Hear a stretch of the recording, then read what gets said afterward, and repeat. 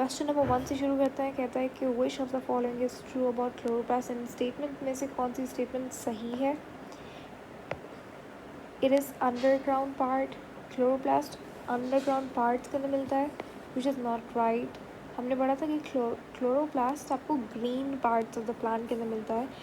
अगर आप बात करें अंडरग्राउंड पार्ट्स की तो हमारे पास आता है अंडरग्राउंड के अंदर नहीं मिलता chloroplast. Why? Because of the absence of light. क्योंकि लाइट की एब्सेंस होती है तो इसीलिए हमने कंडीशन पढ़ा था एट्यूलेशन, राइट।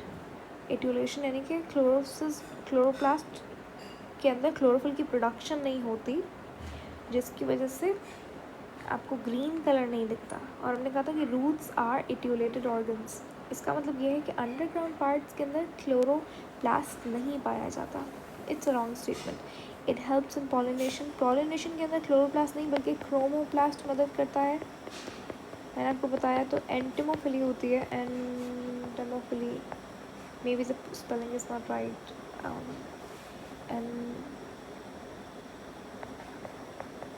यानी कि क्रॉस पॉलिनेशन, जो क्रॉस पॉलिनेशन होती है बाय मीन्स ऑफ इंसेक्ट्स, उसे हम लोग एंटेनोफिली बोलते हैं। Must check out the spelling of this. तो वो क्रोमोप्लास्ट करता है, नॉट क्लोरोप्लास्ट। उसके बाद सेल्फ रेप्लिकेटेड ऑर्गेनल, ये स्टेटमेंट बिल्कुल सही है। क्यों? क्योंकि हमने पढ़ा था कि क्लोरोप्लास्ट क्या एक सेमी ऑटोनोमस ऑर्गेनल है, लाइक माइटोकॉन्ड्रिया। इसलिए दोनों सेल्फ रेप्लिकेटिंग होते हैं। दोनों किसके ज़रिए रेप्लिकेट करते हैं? Binary fission. जैसे प्रोकैरियोट्स करते हैं ना बाइनरी फिजन के ज़रिए रेप्लिकेट, वैसे ये दोनों करते हैं। अपना डीएनए भी खुद पॉलीमराइज करते हैं, आरएनए खुद बनाते हैं, प्रोटीन खुद बनाते हैं, तो बहुत ज़्यादा ऑटोमेटिकली काम करते हैं। इसीलिए इन्हें सेमी ऑटोनॉमस ऑर्गेनल्स कहा जाता है। लिपिड सिंथेसिस में काम आते हैं? नहीं। लिपिड सिंथेसिस के अंदर कौन सा ऑर्गेनल काम आता है? SER, smooth endoplasmic reticulum. Question number 1 यानी कि option number C is the right option. 2 के अंदर कह रहे हैं कि one of the following is not double membranous structure.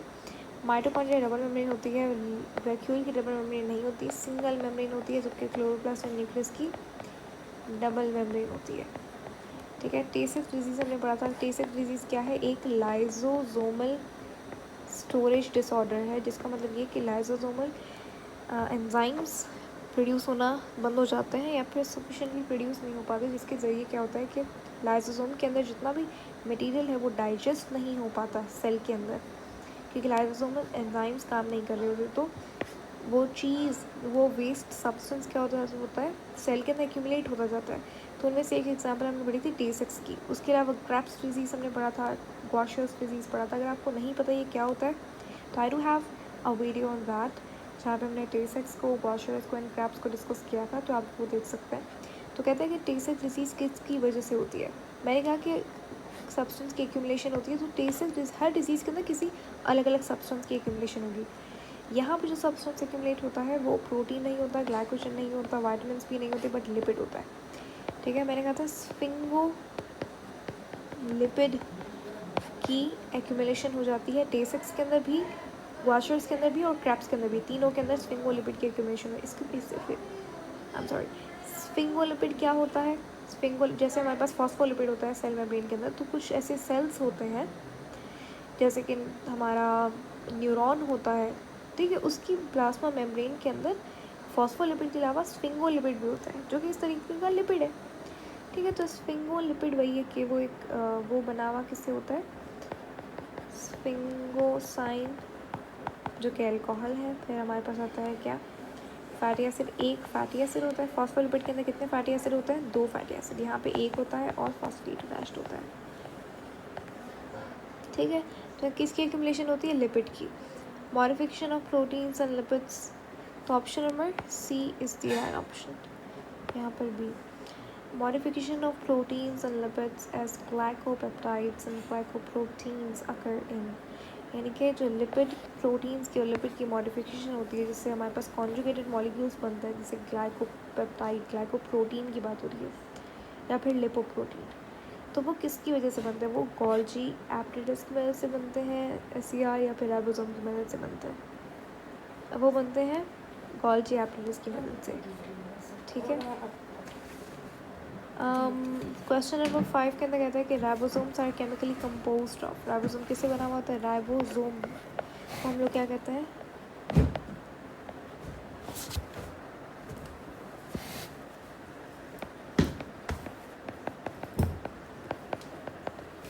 RNA plus protein आपस में जब मिलेंगे तो वो राइबोसोम बनाता है।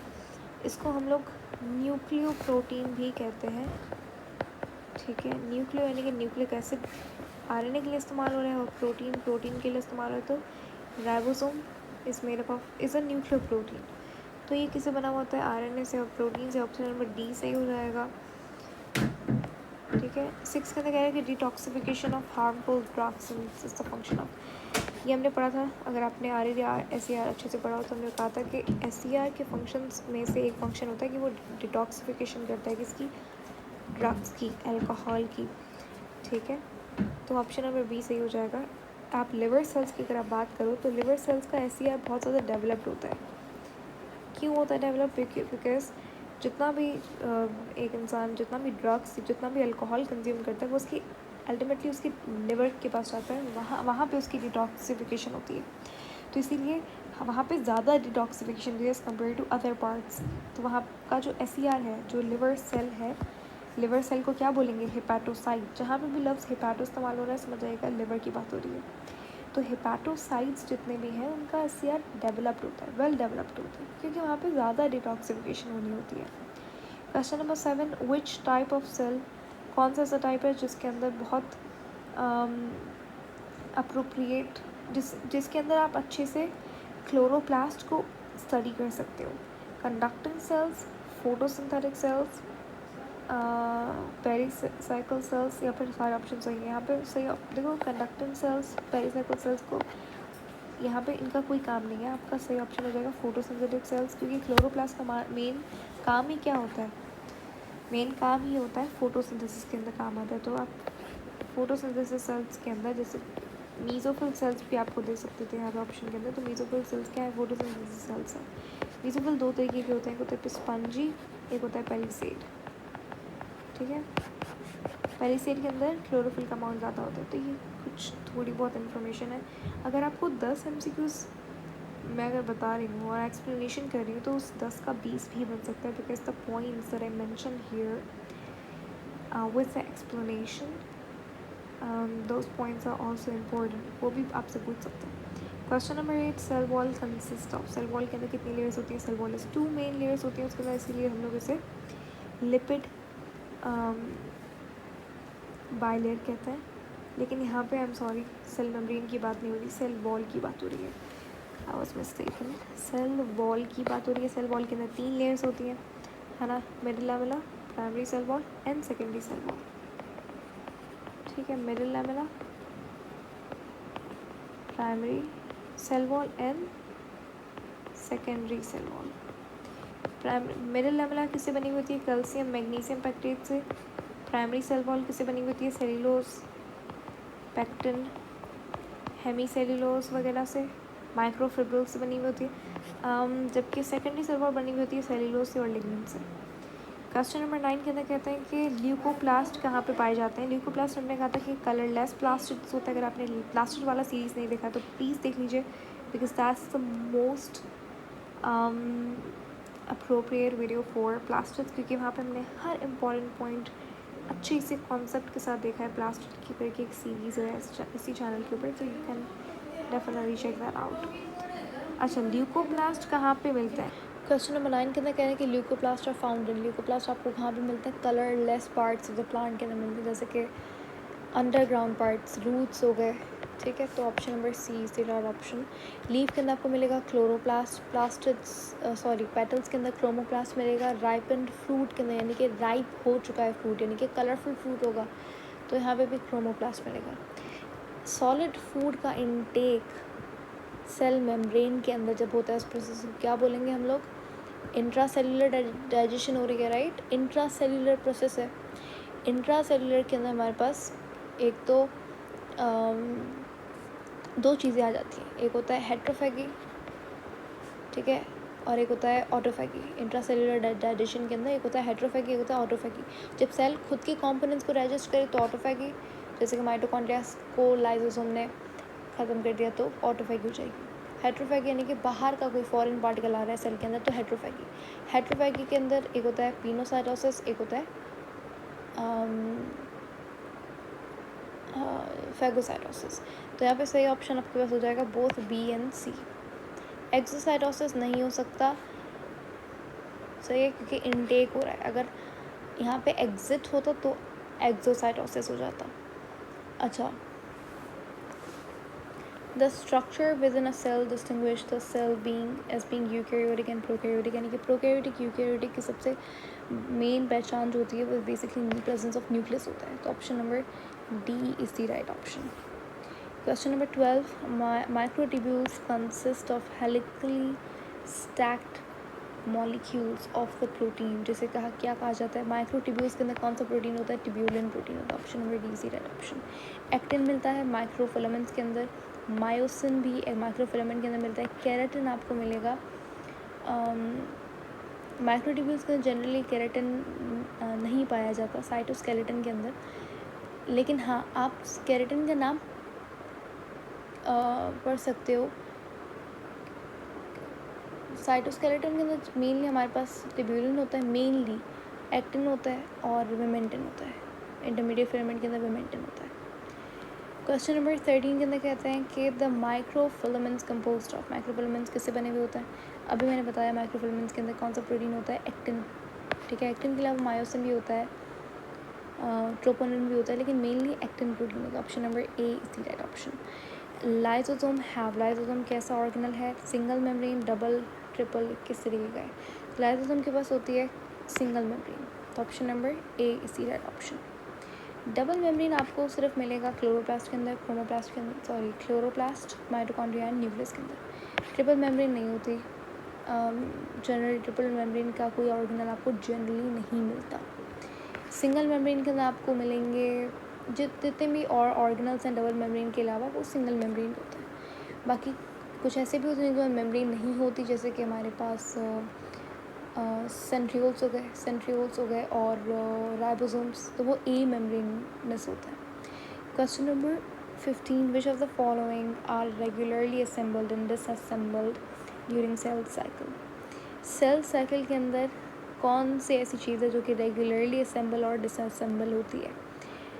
याद रखिएगा, माइक्रोट्यूब्यूल्स और माइक्रोफिलामेंट्स, माइक्रोट्यूब्यूल्स और माइक्रोफिलामेंट डिसअसेंबल असेंबल हो सकते हैं, इंटरमीडिएट फिलामेंट्स डिसअसेंबल और असेंबल नहीं हो सकते। सही है, तो ऑप्शन ए सही हो जाएगा। अगर यहाँ पे अगर आपको ऑप्शन नंबर सी माइक्रोफिलामेंट्स दे देते तो बोथ बी एंड सी हो जाता। ठीक है, अगर अच्छा, क्वेश्चन नंबर 16 के अंदर कहते हैं कि प्लांट सेल वॉल क्या करती है? रिजिडिटी प्रोवाइड करती है, बिल्कुल सही बात है। सेल को शेप देती है, हाँ। एक्सपेंशन ऑफ सेल को प्रिवेंट करती है, अवॉइड करती है। तो सारे ऑप्शन यहाँ पे सही है, तो ऑप्शन नंबर डी आप कर दोगे टिक। 17 में कह रहे हैं कि कौन से ऐसे ऑर्गेनल है जिसके अंदर ये रिएक्शन होता है? ये रिएक्शन हमें बताता है कि क्या हो रहा है, ग्लूकोज की प्रोडक्शन हो रही है। ग्लूकोज की प्रोडक्शन हो रही है इनऑर्गेनिक सब्सटेंस से। ये कौन करता है? ये होता है क्लोरोप्लास्ट के अंदर, फोटोसिंथेसिस क्लोरोप्लास्ट के अंदर। इस प्रोसेस को फोटोसिंथेसिस बोलेंगे, कहाँ पे होगा? क्लोरोप्लास्ट के अंदर होगा। Question number 16. SAR is abundant, मैंने आपको बताया था अभी ही कि लिवर सेल्स के अंदर SAR ज़्यादा होता है। ऐसा क्यों होता है? क्योंकि उनको डिटॉक्सिफिकेशन ज़्यादा करनी होती है। SAR की कुछ मेन फंक्शंस है, पहले तो डिटॉक्सिफिकेशन, ठीक है, दूसरा ये कैल्शियम मेटाबॉलिज्म, कैल्शियम की मेटाबॉलिज्म करने के लिए SAR बहुत इंपॉर्टेंट होती है। तो option number D is the right option. Question number 19. The transport वेजाइकल, जो ट्रांसपोर्ट वेजाइकल्स होते हैं from ER fuse with the dash of Golgi apparatus. Golgi apparatus के किस पार्ट से वो फ्यूज़ होता है? गोल्जी के 3 पार्ट्स होते हैं, एक होता है ट्रांसफेस, एक होता है मीडियल फेस और एक होता है सिस फेस। जो ट्रांसफेस होता है वो एंट्रिंग पार्ट होता है, जो सिस फेस होता है वो एग्जिट पार्ट होता है। तो ऑप्शन बी सही हो जाएगा। सॉरी मैंने उल्टा बोल दिया, सिस फेस जो है वो एंट्रिंग फेस होता है, ट्रांसफेस एग्जिट फेस होता है। तो सिस फेस से चीज़ें जाती सिस फेस के अंदर है, निकल के आती मॉडिफाई होकर फिर ट्रांसफेस से निकलती हैं। ठीक है, the door to your house is like the dash of the cell membrane. जैसे हमारे पास डोर होता है एक घर का, उसी तरीके से सेल मेम्ब्रेन एक सेल का क्या होता है? क्वेश्चन नंबर 20 के अंदर आपके पास पूछ रहे हैं कि जैसे हमारे पास डोर किस चीज़ का काम करता है? डोर काम करता है लोगों को आने के लिए, ठीक है, लोगों को आने का रास्ता देने के लिए। उसी तरीके से हमारे पास सेल मेम्ब्रेन के अंदर कुछ प्रोटीन्स होते हैं जो कि चीज़ों को अंदर आने देते हैं, उन्हें इंटीग्रल प्रोटीन्स कहते हैं। हमारे पास सेल मेम्ब्रेन के दो तरीके का प्रोटीन होता है, एक होता है पेरिफेरल प्रोटीन और एक होता है इंटीग्रल प्रोटीन। जो इंटीग्रल प्रोटीन होता है उससे चीज़ें गुजरती हैं, ठीक है। पास जो चीज़ें होती हैं वो इंटीग्रल प्रोटीन से होती हैं। इंटीग्रल प्रोटीन के अंदर हमारे पास दो पार्ट्स होते हैं, एक होता है हमारे पास कैरियर प्रोटीन, ठीक है, और एक होता है चैनल। इन दोनों से क्या होता है, चीज़ें पास होती हैं, अंदर से बाहर या बाहर से अंदर। बाकी दूसरा जो हमारे पास कैलोरी होती है उसे पेरिफेरल कहते हैं। पेरिफेरल सेल मेम्ब्रेन के बाहर लगा हुआ होता है, पेरिफेरल साइड पे लगा हुआ होता है। इंटीग्रल आपने सुना होगा, इंटीग्रल को इंट्रिंसिक प्रोटीन भी बोला जाता है और पेरिफेरल को एक्सट्रिंसिक भी बोला जाता है, तो दोनों एक ही बात है, ठीक है। इंटीग्रल और इंट्रिंसिक एक ही बात है, पेरिफेरल और एक्सट्रिंसिक एक ही बात है। Question number 21. A semi-permeable membrane is stretched across a chamber filled with water. The membrane is only permeable to water. 60 mg of salt is added to the left side of the chamber. Which of the following will happen? इसके अंदर कहना है कि एक semi permeable membrane है जो कि ये समझ लीजिए कि हमारे पास एक कंटेनर है, एक चेम्बर है, एक कंटेनर है जो कि जिसके अंदर पानी है, ठीक है। अब ये जो मेम्ब्रेन आप देख रहे हो दिस इज सेमी परमिएबल, तो ये जो मेम्ब्रेन है ये सिर्फ वाटर मॉलिक्यूल्स को पास होने देती है। इस कंटेनर के इस चेम्बर के अंदर 60 मिलीग्राम जो है वो सॉल्यूट है, ठीक है, सॉल्ट सॉल्यूट है। उसके बाद अब कह रहे हैं कि अब होगा क्या। मेरे पास एक कंटेनर है, हाफ फिल्ड है, 60 mg उसके पास सॉल्यूट है, तो water will move toward the right side of 60 mg of salt जो ऐड हुआ है added to the left side of the chamber. हमने इस कंटेनर के लेफ़्ट, ये मेरा लेफ़्ट है, लेफ़्ट साइड पे हमने सॉल्ट ऐड कर दिया 60 mg। तो होगा क्या कि सॉल्ट इस पूरे वाटर के अंदर क्या हो जाएगा, एकदम यूनिफॉर्मली स्प्रेड हो जाएगा, है ना, मिक्स हो जाएगा खुद ब खुद। तो वाटर विल मूव फ्रॉम, अभी हमने लेफ़्ट साइड पे डाला है तो लेफ़्ट से राइट की तरफ मूव करेगा, सही है। यहाँ पे हमने जो सॉल्यूट है, ध्यान से सुनिए, जो सॉल्यूट डाला है वो लेफ़्ट साइड पे डाला है, तो कौन सी चीज़ होगी कि जो सॉल्यूट है वो सॉल्यूट की कंसनट्रेशन कहाँ पे है, लेफ़्ट साइड पे सॉल्यूट की कंसनट्रेशन ज़्यादा है। हमें पता है कि वाटर मॉलिक्यूल्स ट्रैवल करते हैं टूवर्ड सॉल्यूट, जहाँ पे सॉल्यूट ज़्यादा होती है, जहाँ पे हाइपरटोनिक सिचुएशन होती है। तो यहाँ पे हाइपरटोनिक सिचुएशन हो गई, सॉल्यूट ज़्यादा है, तो यहाँ का जो पानी है ना वो मूव करेगा लेफ्ट साइड की तरफ, ठीक है। तो ऑप्शन अंदर कहने के वाटर विल मूव, पानी मूव करेगा राइट साइड की तरफ, नहीं, ऐसा नहीं होगा, क्योंकि राइट साइड पे सॉल्यूट कम है। वाटर हमेशा सॉल्यूट की तरफ करता है, सॉल्यूट जहाँ पे ज़्यादा होगा वाटर वहीं चला जाएगा, ठीक है। सॉल्ट मूव करेगा राइट साइड पे, हाँ ये स्टेटमेंट कहीं हद तक सही है, लेकिन हमें यहाँ पे फोकस करना है वाटर की मूवमेंट के ऊपर, क्योंकि जनरली सॉल्यूट नहीं ट्रैवल करता। ऑस्मोसिस की अगर आप डेफिनेशन देखो तो वो मूवमेंट होती है पानी की, ठीक है। और यहाँ पे जो मेम्ब्रेन देख रहे हो, ये मेम्ब्रेन यहाँ पे बेसिकली यहाँ पे मेम्ब्रेन, आई एम सॉरी मैंने यहाँ पे नहीं बताया, ये यहाँ पे मेम्ब्रेन जो है वो इस वाटर मॉलिक्यूल्स को अलाउ कर रही है, राइट। तो यहाँ पे ऑप्शन नंबर बी तो रॉन्ग हो जाएगा, क्योंकि सॉल्ट ट्रैवल नहीं कर सकता। सेमी परमेबल मेम्ब्रेन जो है वो सिर्फ वाटर के मॉलिक्यूल्स को अलाउ कर रही है, तो ऑप्शन सी जो है वो सही हो जाएगा, ठीक है। पानी के मॉलिक्यूल्स मूव करेंगे left to right side, sorry right side से लेफ़्ट की तरफ, इस तरफ, यहाँ से इस तरफ, ठीक है। क्वेश्चन नंबर 22, अच्छा ये भी ऑप्शन नंबर डी भी सही नहीं है क्योंकि वाटर मूव नहीं करेगा। Question number 22, dye injected into a plant cell might be able to enter an adjacent cell through dash. Cells होते हैं प्लांट के, है ना, इनके दरमियान में स्पेसेस होती है, प्लाज्मोडेस्माटा जिसे बोलते हैं, राइट। तो क्या होता है कि कोई भी चीज़ अगर आप एक सेल के ऊपर कोई भी चीज़ अगर आप डाई डालते हो तो ये ट्रैवल करता है दूसरे सेल में। तो यहाँ पे बेसिकली स्पेसेस होती हैं जो कि दो सेल्स को कम्युनिकेट करने में मदद करती है, तो प्लाज्मोडेस्माटा कहते हैं। तो option number D is the right option. Question number 23, what are the two faces of Golgi body? Golgi body के दो फेसेस कौन से होते हैं? एक होता है सिस फेस, एक होता है ट्रांस फेस। तो option number D is the right option. Question number 24, adjacent plant cells are cemented together. दो प्लांट सेल्स हैं, उनके दरम्यान में ऐसी क्या चीज़ है दोनों जिसने दोनों को जोड़कर रखा हुआ है? प्लाज्मोडेस्माटा है, या फिर ये middle lamella, primary cell wall, या फिर सेकेंडरी सेल वॉल। आप याद रखिएगा, प्लाज्मोडेस्माटा सिर्फ स्पेसीज होती हैं जो कि सेल्स को कम्युनिकेट करने में मदद करती हैं। वो मटेरियल जो कि सीमेंटिंग का काम करेगा वो basically outer cell membrane, cell wall करती है। सेल वॉल के 3 पार्ट्स होते हैं, एक middle lamella, primary and secondary cell wall. Middle lamella सबसे बाहर होती है, सेकेंडरी सेल वॉल सबसे अंदर होती है। तो यहाँ पे मिडिल लैमेला सही ऑप्शन हो जाएगा। मिडिल लैमेला असल में मदद करती है दो एडजेसेंट सेल को सीमेंट होने में, आपस में जोड़े रहने के लिए middle lamella is responsible. Question number 25 है, कह रहे हैं microscope's ability to distinguish between separate objects that are close together। यानी कि एक माइक्रोस्कोप की एबिलिटी इन दो पॉइंट्स को अलग अलग डिस्टिंग्विश करने की, ये अलग है, ये अलग है, इसको हम लोग क्या कहते हैं? माइक्रोस्कोप की इस पावर को हम लोग रिजॉल्विंग पावर कहते हैं, रिजोल्यूशन कहते हैं। कि दो पिक्सल्स, आपने सुना होगा कि रिजोल्यूशन अच्छी है तो उसका मतलब क्या, आपको क्लियर पिक्चर नज़र आती है। क्लियर इसलिए नज़र आती है क्योंकि पिक्सल्स ज़ाहिर होते हैं, क्लियरली ज़ाहिर होते हैं, तो दैट्स रिजोल्यूशन। मैग्नीफिकेशन तो एनलार्जमेंट होती है, इमेज की एनलार्जमेंट। कॉन्ट्रास्ट नहीं होगा कि कॉन्ट्रास्ट के अंदर, contrast is not the property of a microscope which is use for distinguishing the separate objects. Scanning power नहीं होगा क्योंकि स्कैनिंग पावर माइक्रोस्कोप की वो एबिलिटी पूछ रहे हैं जो कि दो ऑब्जेक्ट्स को सेपरेट करती है।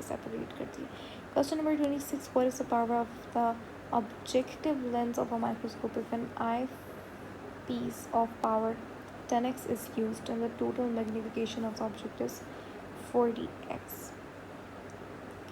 यहाँ पे कह रहे हैं कि अगर तो पावर कितनी होगी जब आपके पास, हमने जो आई पीस यूज़ किया, आई लेंस हमने यूज़ किया वो 10x का किया है, और जो टोटल मैग्नीफिकेशन है वो है 40x की। तो 40 डिवाइडेड बाई 10 इज़ 4, तो ऑप्शन नंबर ए सही ऑप्शन हो जाएगा। क्वेश्चन नंबर 27 के अंदर कह रहे हैं कि with in my chloroplast light is captured by. Chloroplast के अंदर कौन सी ऐसी चीज़ें लाइट को कैप्चर करती है? तो डेफिनेटली क्लोरोफिल कैप्चर करता है, लेकिन क्लोरोफिल कहाँ पे बड़ा हुआ होता है? थैलेकॉइड की मेम्ब्रेन में। तो ऑप्शन नंबर बी सही हो जाएगा। सही है।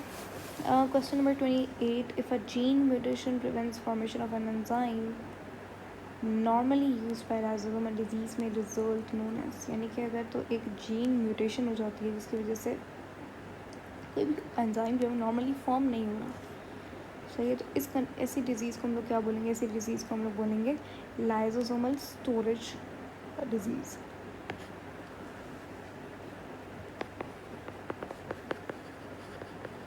इसकी एग्जाम्पल्स हैं गॉस्ट्रोएस्टेसिस and Krebs. Question number 29, sodium ions are pumped from region of lower concentration to a region of higher concentration in a nerve cell। एक nerve cell है, एक न्यूरॉन है इंसान के अंदर, उसके अंदर हमने क्या किया? सॉल्यूट को हायर से लोअर से हायर की तरफ फेंका। इस प्रोसेस को हम लोग बोलेंगे एक्टिव ट्रांसपोर्ट, क्योंकि कभी भी आप किसी भी चीज़ को लोअर टू हायर जब आप ट्रैवल करवाते हो तो एक्टिव एनर्जी यूटिलाइज होती है, तो एनर्जी यूटिलाइज होगी तो एक्टिव ट्रांसपोर्ट सही ऑप्शन होगा। ठीक है, तो ये था पार्ट 1। हम लोग पार्ट 2 के अंदर मज़ीद MCQs देखेंगे, so make sure you do that. और ये इजी है, बेसिक MCQs हैं, और अगर आपने अच्छे से पढ़ा हुआ चैप्टर तो डेफिनेटली आप बहुत आसानी से ये MCQ सॉल्व कर सकेंगे। हम लोग कंटिन्यू करेंगे अगली वीडियो के अंदर। Until then, thank you so much for watching, see you later in the next video, take care.